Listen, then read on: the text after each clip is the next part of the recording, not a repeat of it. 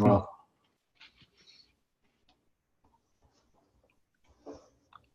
Rocco, Christine. Okay. hey, Christine. Hello, Rocco. Looks very Hello. good. You guys are in the dark. Yeah, sorry, we're on the patio. Steve's here too. Hey, Steve. Hey. Kind of give you half of our face. All right. All right. Hey, Nick. Nick, can you hear me? Nick can't hear me.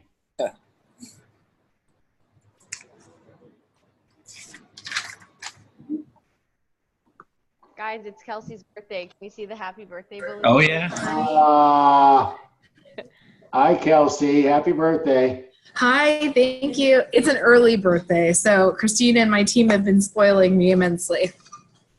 Well, every time we're with you, there's either a birthday or some kind of Jala nomination, or They just party all the time out there. Yes. And I got engaged. What? It's in a big week. Yeah, it's been a very, very big week. Congratulations. I know, so That's thank great. you very much. That's exciting. Now I'm blushing, and I'm going to just mute my mic for a second. That's great. Congratulations. Hey, Riley. How are you? Good. Good. I'm out, You're on the golf course? I'm on the golf course, yeah. I got to enjoy a nice sunny day in Vancouver for the first time in a while, so I'm going to take advantage of it. All right. Does it, perhaps it would work for you to listen to the recording after, Riley, if you're playing golf. Well, I'm just making the turn at 9, actually, so it's perfect timing, so I can definitely stay on for a little while. Okay. How are you? Good, thank you. Good. All right. We'll have you go on mute, everyone, until we, oh, it's actually time, isn't it? It's exactly 2:30 now out on the West Coast. Mm-hmm. Nick, can you hear me? I can see you, Nick, but can you hear me, Nick? I don't think Nick can hear me. Hi, Jessica. Welcome.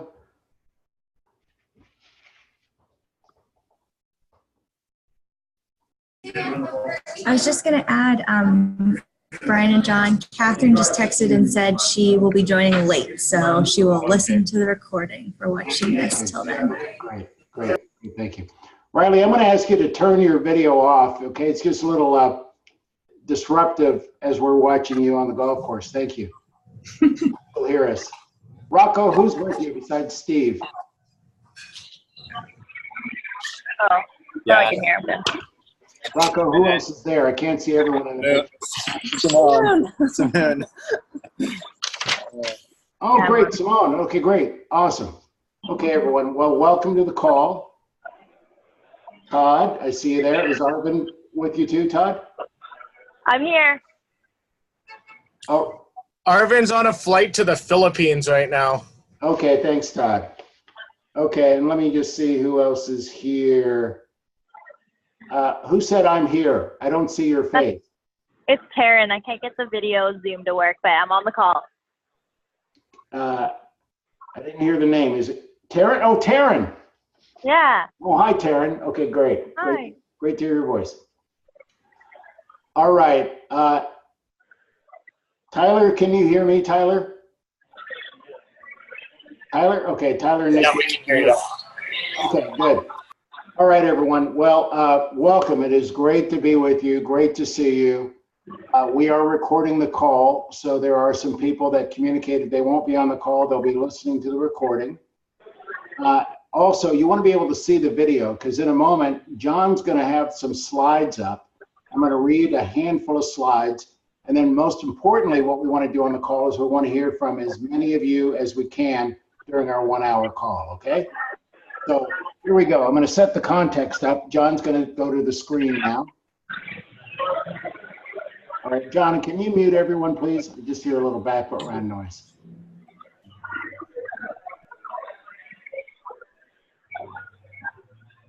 Yeah, I'm just trying to find who isn't. I think I think it might be the person on the phone. It might be Taryn. there we go. She just muted. Okay, great. Okay, everyone. So the context, you know, the context is decisive.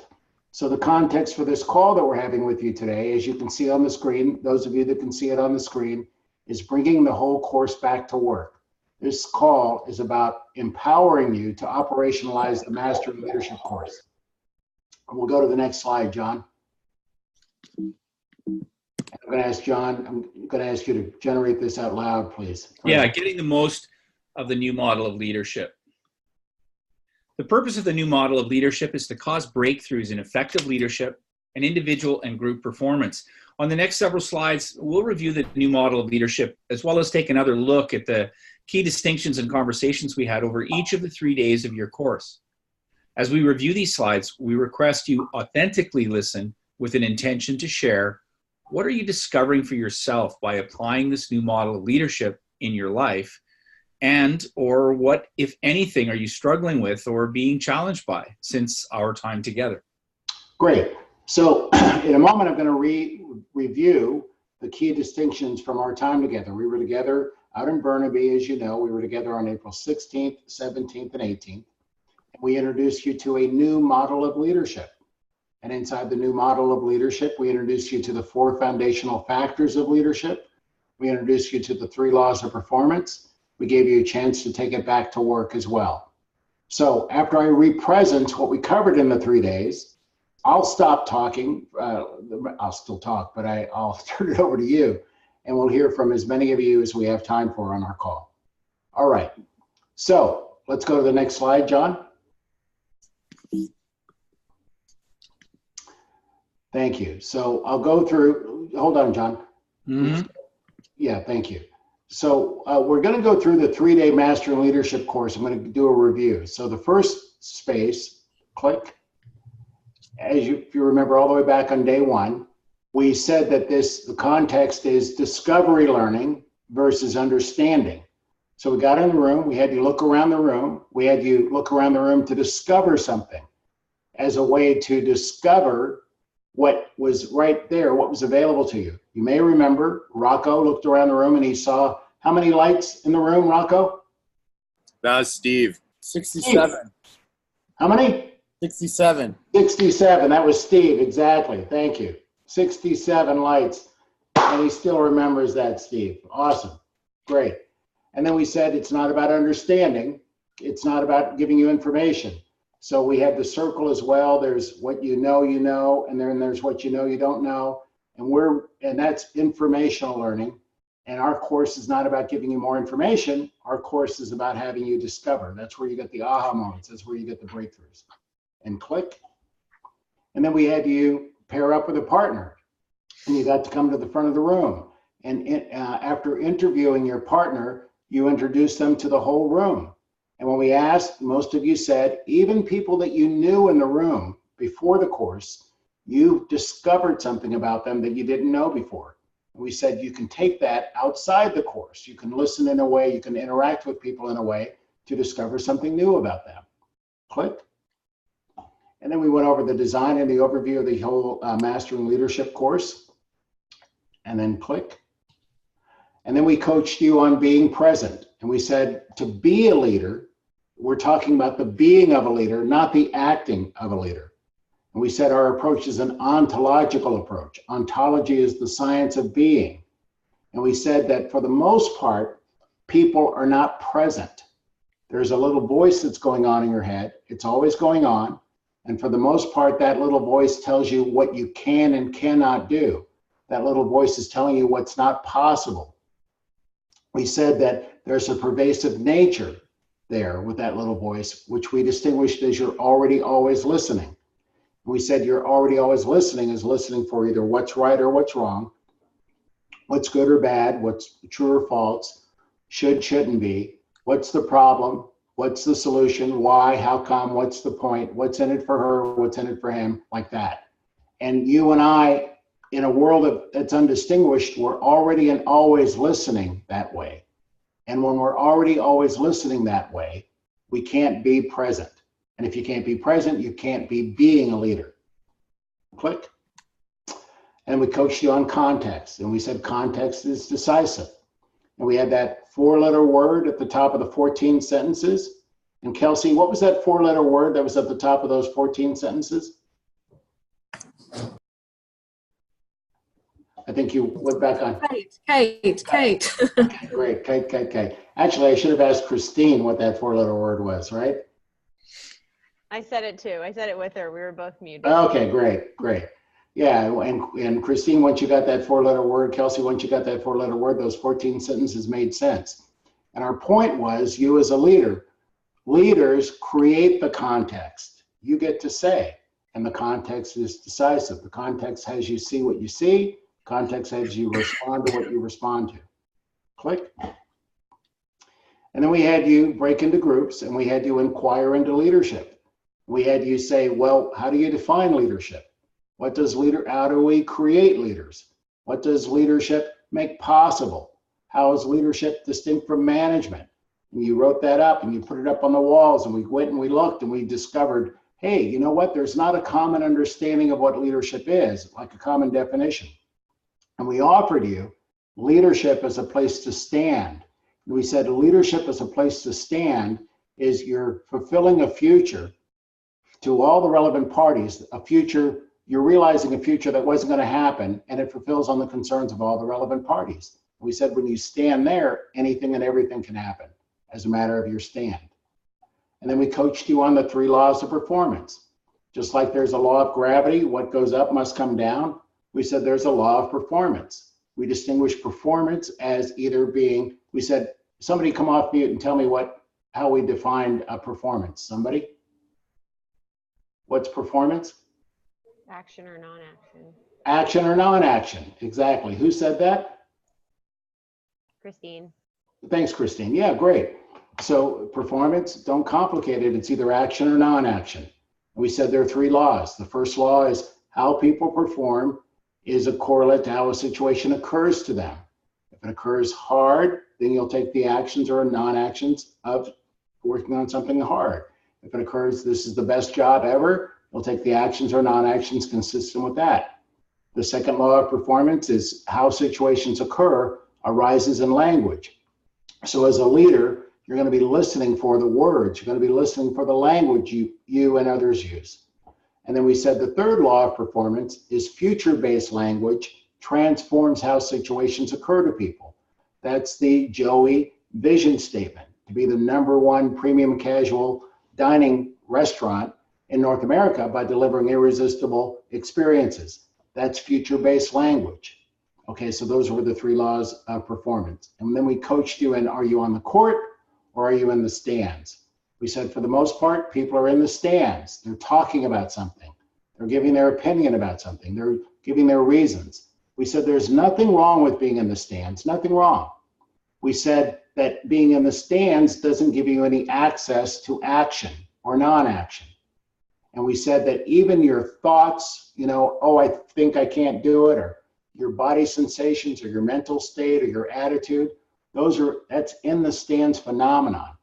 And if you want to say something, but you're not because you're worried about how people think of you, or you might look bad, that's an in the stands phenomenon keeping you from taking action when action is called for.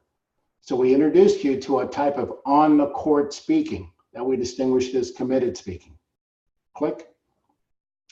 And then we coached you a little bit on mastering conversational domains. What we mean by that is there's a conversation that you're inside of the conversational domain of hospitality, or inside the conversational domain, the conversation of the restaurant industry. And when you're inside of that, you use specialized terms, and they mean something to you to give you a world that they don't mean the same thing to someone who's not working for local or not working for Joey. Like GER, get it right the first time, or we're in the weeds when you're busy, or we're 86 on something.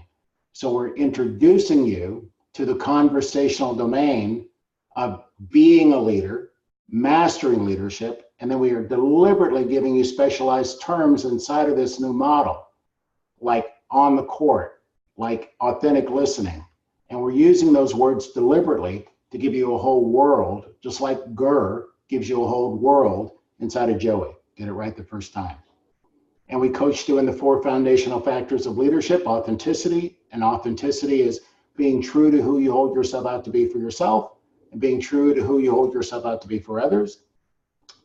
And we coached you on authentic listening, and we had you go through an exercise of stingy listening, and we gave you 30 seconds and you didn't want any more time to stingy listen. And then we coached you on authentic listening, listening to discover something new, listening for the gold.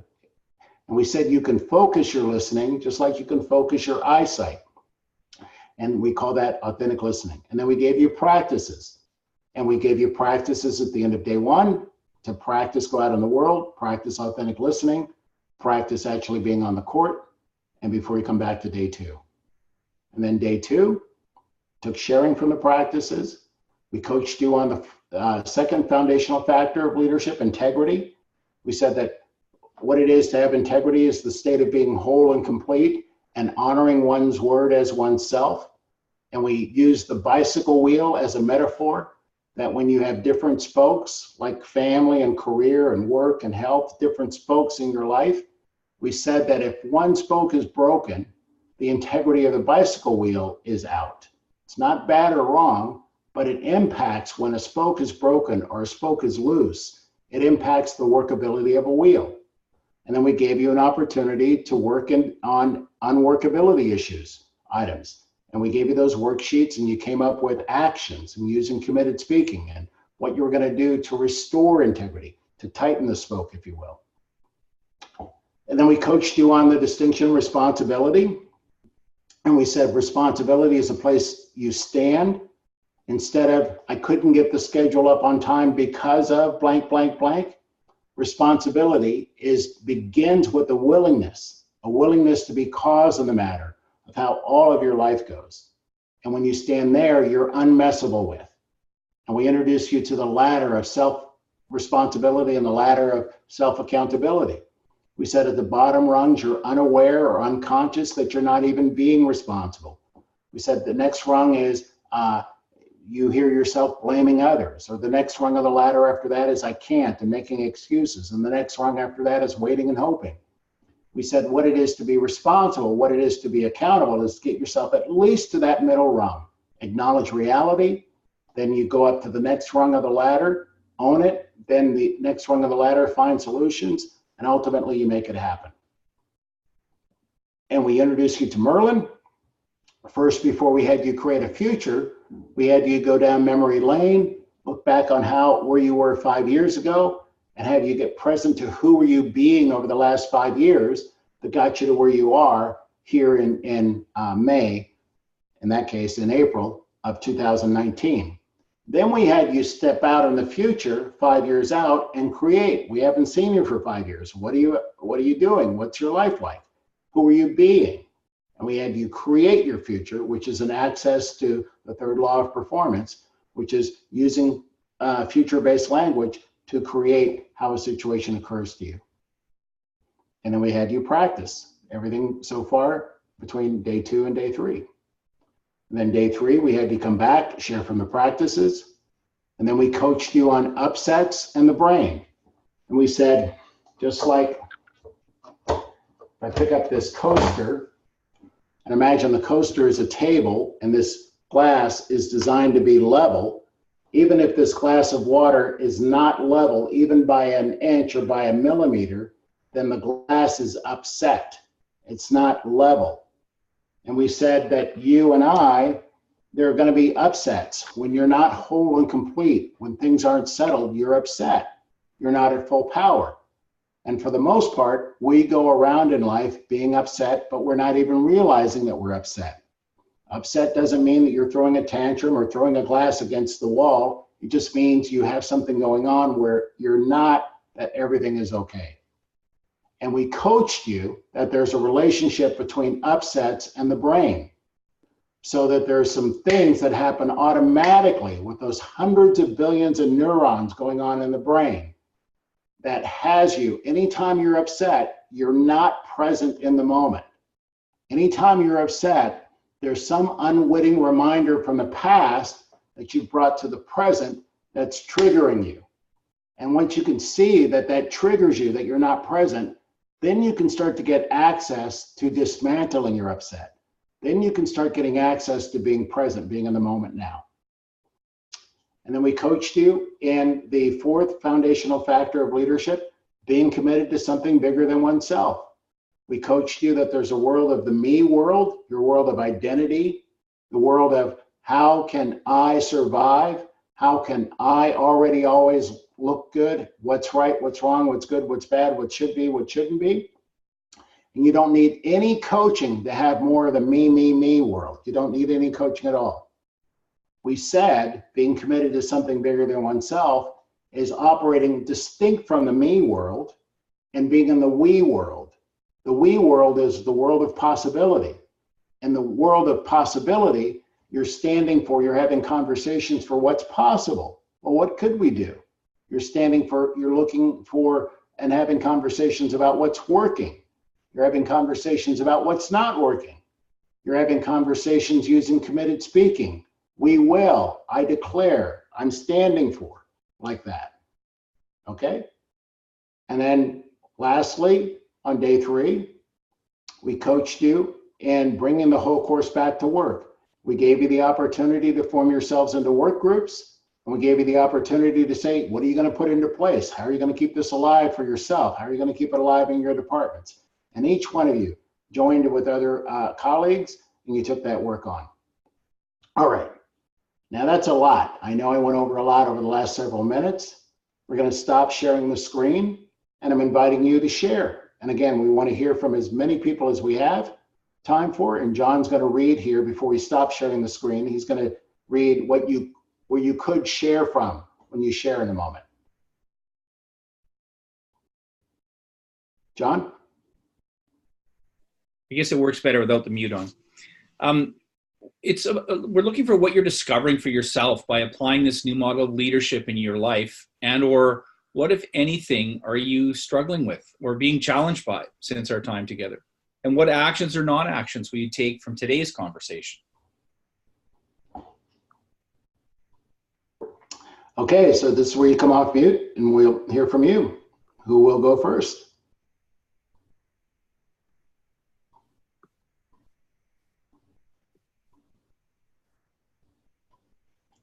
We can see you, you know. So just come off mute. Who's going to go first? I can go. Okay, great, Jessica. Thank you.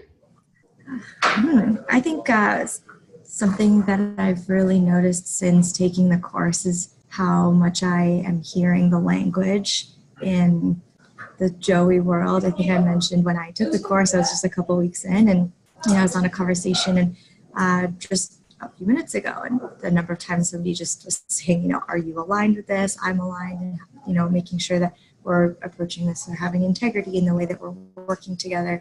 It just means so much more after going through this, but it is also something that I'm still challenged by, is making sure that I'm understanding the word integrity. What does that mean? And the idea of it not being good or bad, just recognizing you are not complete if you're out of integrity. So what performance, what inaction or action or inaction am I going to do about it? It's something that I'm actively working on, and it helps because Christine and Kelsey sit right beside me, and we work on Mondays and just kind of talk through it to just keep it fresh and top of mind as well. Awesome, Jessica. Really great. And Jessica, I acknowledge you and thank you for going first. And I can hear that what you're hearing is you're aware, you're hearing the language around you. Like you said, are you aligned or not aligned? You can hear the words, and they have a different resonance with you than they did prior to the course. There's one word I heard, I just don't want to step over, because again, as a leader, you're listening for the language that people use to give you access to their occurring. So one word I heard you say was you're hoping to understand more about integrity. Did you hear yourself say understand? Yeah. So anything? I didn't, but I'm sure I did. Okay. Did others hear or her say the word understand? Mm-hmm. Maybe not. Okay.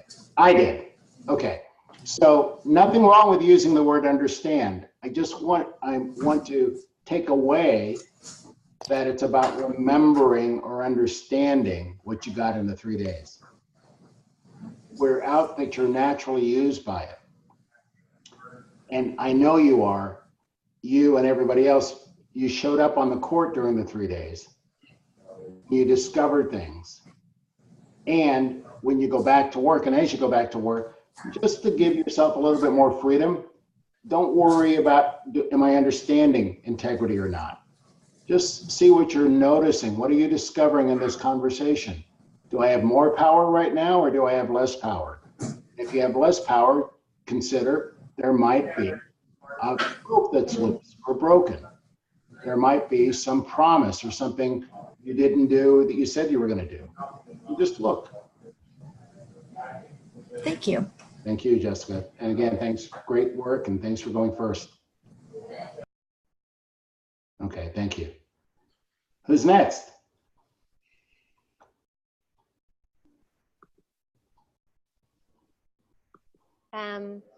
I found that it's similar to kind of what Jessica just mentioned.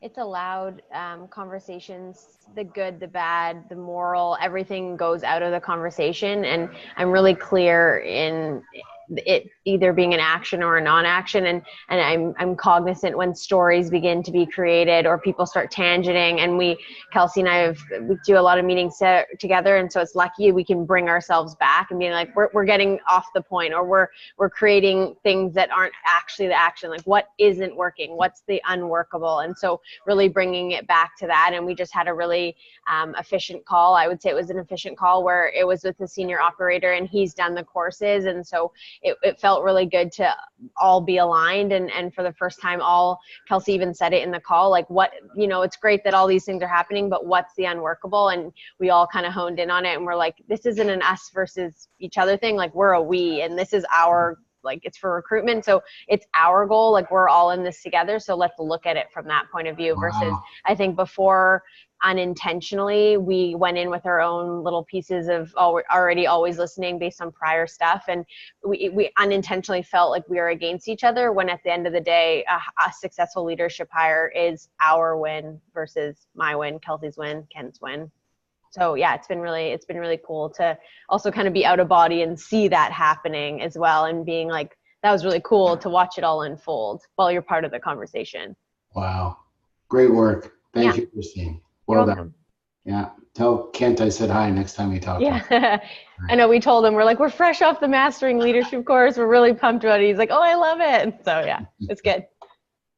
Great. Thank you. I'll share. Yes. Also, what Christine said, I echo, because I was on that call. So in the same sense of witnessing these practices in practice, and yes, all those things I really agree with. And but one other thing I wanted to share is in my personal life, working with my partner at home on some of the goals that we want to achieve. We aligned on the language of being on the court versus being in the stands. And we recognize that being in the stands isn't in service of us reaching our goals. So we can have a very objective sort of conversation where we go, I think we're in the stands right now. Like, let's get back on the court. And it's not personal. It's not feeling bad or, challenging each other or guilting. It's more of just, you're right. Yeah. Like, okay, that aside, what are we going to do right now? And I think that shows up at work more naturally because we're outcome oriented people, but at home it was something I was feeling more risky bringing into my life because it is sort of a work language, but it landed really well. And so I really enjoyed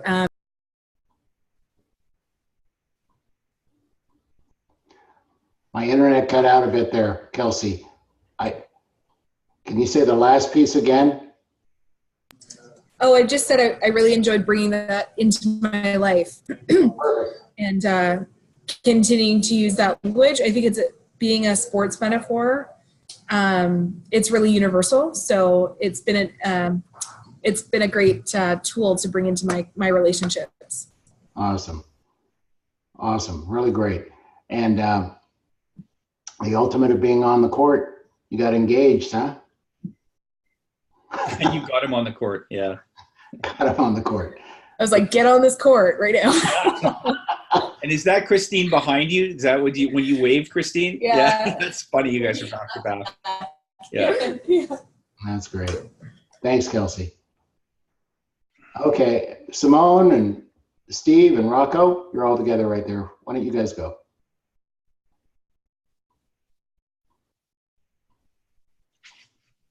So one piece for me is just the integrity piece. That is something that we're trying to drive home in the restaurant here, just with deadlines, taking on too much, accountability, and just being true to our word. I think as far as like the leadership team, as well as Arthur, he's just not here right now, but it's kind of tightened us up as a group of leaders to hold each other accountable and really just sticking to our word and not trying to bite off more than we can chew.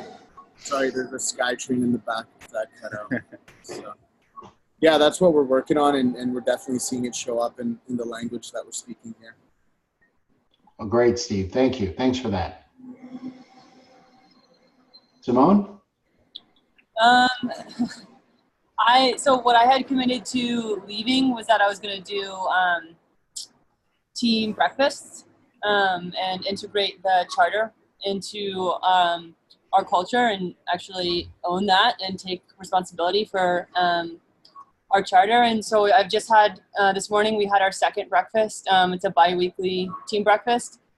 And we talked about integrity this morning, and then 2 weeks from now, it'll be passion to win. How did it go so far? What was the feedback? It's cool. I think it's interesting seeing like the people who've been here for a long time and like what they know. Like I'll ask like, what does integrity mean to you and how does it show up? And then so we have the people who've been here for a long time and they'll answer where they know how to answer. And then there's also like the wild cards of like people who are new and they're like, integrity means this to me.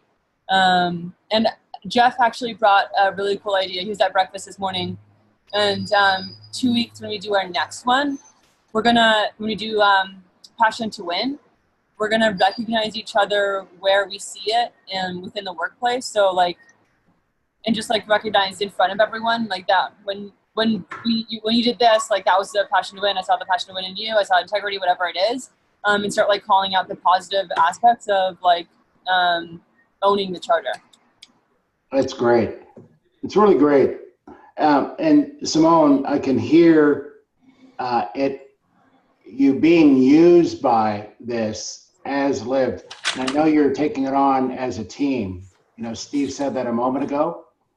And to give everyone an access, it made a difference out here when Steve was talking before you, Simone, and the Sky Train went in the background, and Steve acknowledged what was in the background that could have been interrupting our listening. So what's my point? I can tell out of that you're on the court practicing being naturally used by the distinctions. So playing it a little further, Simone, as you're continuing to have aspects of the charter at your breakfast, you can look for that week, my coaching would be, to acknowledge people in real time. What you just did when you sent when you took that plate back before it actually got to the expo window, that is integrity. I'm acknowledging you, on the court for what I saw you do earlier today. Yeah, cool. Yeah, great, Simone. Thank you. Rocco, I can see your elbow. Yeah, I think like the biggest thing for me leaving the course was that I felt, I didn't feel, I know I was out of integrity with a lot of things in my life. I made a lot of phone calls, tried to make up for my integrity, and I feel a lot better. And then I also, every Sunday now, I actually plan for my week. Steve actually gave me the idea. So I'll send I basically just shift plan for every single day so that I know I can be within integrity for, my full 12 hours at work. Awesome. That's great, Rocco. Thanks for that. Rocco, just on an aside, if you don't mind me asking, how are things going with your father since the course? I made dinner for the family a couple days ago. It's good. Awesome. Yeah. I think that's the best part. I like going over there and just trying new things. So, and he likes it too. And when he doesn't have to cook. So, yeah. Yeah, that was great. I won't forget you taking on the bonus practice in your life and reaching out to him like that during the course. That's great. Thank you. Okay, Nick, how about you and Tyler?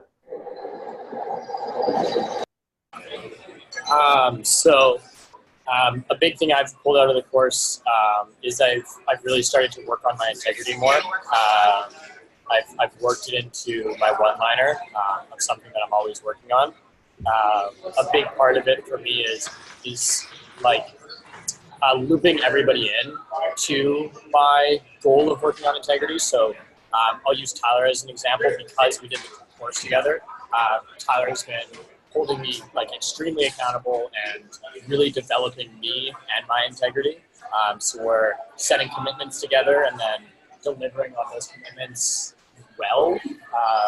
And it feels good because I'm constantly checking boxes rather than just like creating them and not having them finished, but actually getting a lot of things done and being in integrity. Awesome. Thank you, Nick. Tyler?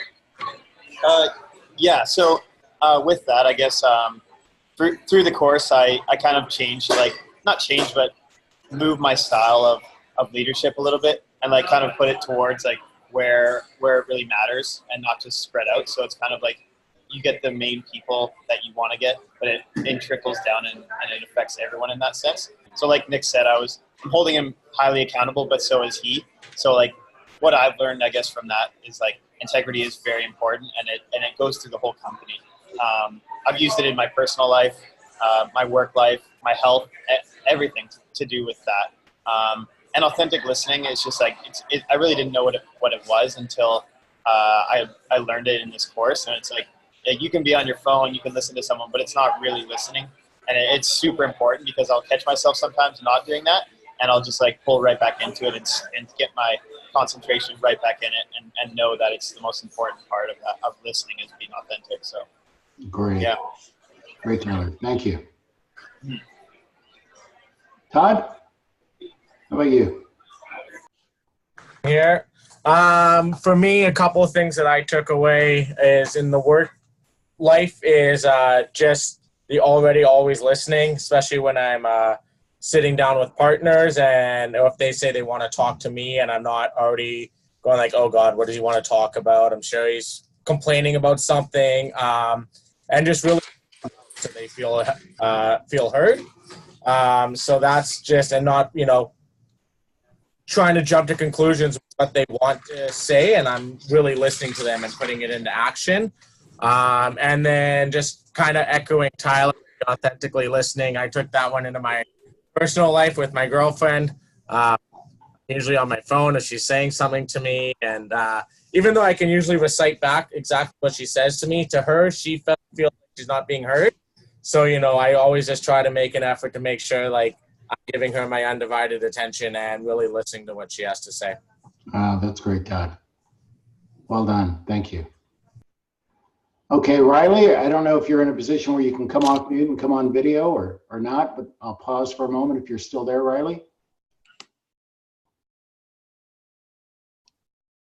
Okay. I don't think Riley's on the call. I don't see him popped up. The phone number is Taryn, so I'll just do this. Thanks, Nick. She can either. Thank you. Yeah, Riley was here earlier, and I didn't recognize that was Taryn's phone number. Thanks, Nick. That was very responsible of you. Oh, actually, you don't have to hear him, so yeah. Go ahead.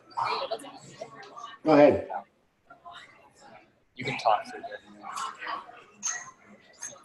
Yeah. Hi, guys. Hi. How are you? Good. I can hear you, but I can't speak. Yep. I had two really significant things show up for me after this right after. So I feel like I've doubled down on the integrity stuff, which is good. But one of the things that I really wanted to get out of the course was to be a little bit more authentic in my leadership and stop, like you said, acting like a leader and start being a leader. And one of the things for me with that was just that I had a lot of great leaders around me, and it's really easy to fill the template or do what I see them doing versus what I actually feel like I'm doing. And so, I challenge myself, and I have a couple mentors that are holding me accountable to this, but to speak up, even if I'm a little worried about being embarrassed or looking bad or whatever, like we all do. And so once a day, I'm saying something I'm not sure is going to land. And it actually showed up yesterday. So we had a VP audit, and for those of you, I'm sure you all know, but VP audits can be a little bit intimidating. And this time, we had quite a large portion of it was a roundtable discussion about development and what your strengths are and what your weaknesses are and what you're working on as a team. And I spoke up, and the VP was like, I actually don't agree with that. And my first reaction was like, oh no, like this is why. But it was cool. There was a really good discussion that came out of it. And I think that like those moments are just things that I've shied away from for a long time. And to stop doing them is like, oh, I look bad in this moment, and start, learning from them and taking advantage of it. And it's something that someone else maybe wouldn't have said, or maybe other people were thinking about it as well. So super cool. Really cool for me. All right, Taryn, way to go. Well done, thank you. All right, Catherine, I know you got the communication, you were joining us late. Is there anything you want to say or ask the group, Catherine, Oliver, if you're able to come off? Hello. You know what? I really just wanted to be a part of these calls because I know I've done a couple with you, Brian, and every time I get on them, I'm really inspired, but also more importantly, just want to see what it is that you guys are taking back with you and applying to your business, and how this is going to fit into the bigger picture of what we're working on for leadership this year. So first of all, thank you for letting me listen in on your stories. And, even Taryn, hearing you say that is huge. Like, it's really awesome. And even a lot of the other ones, Rocco, that's really cool. I wasn't a part of that, but just incredibly inspired by what you shared. So thank you for letting me be a part of it. And I have no other requests. I know you guys have been working hard over the last couple of weeks, probably starting to apply and practice these new tools and newfound skills for yourselves. But what I will say and what I will share is that I'm sure it's been stated before, but this type of work is not easy, and it does require work. It's like going to the gym. You can't go to the gym once and just expect that you're going to see some results, but you have to continuously go. So setting up those work groups or partnerships where you can hold one another accountable and start to bring it back into your stores and into the language that you're using with each other is where you're going to hopefully find the biggest and greatest results from it all. So that is my request and my recommendation for all of you. Thank you, Catherine. Yeah. Okay. All right. Well, I know we scheduled another 20 minutes, and I know you guys are all very busy. I'll open it up. Anyone have anything else you want to say or leave us with, or you want to ask? If not, we'll wrap up the call.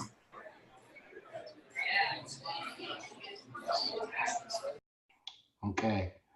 All right, everyone. Well, it was our pleasure and honor, as we said to you in person when we were together a couple weeks back.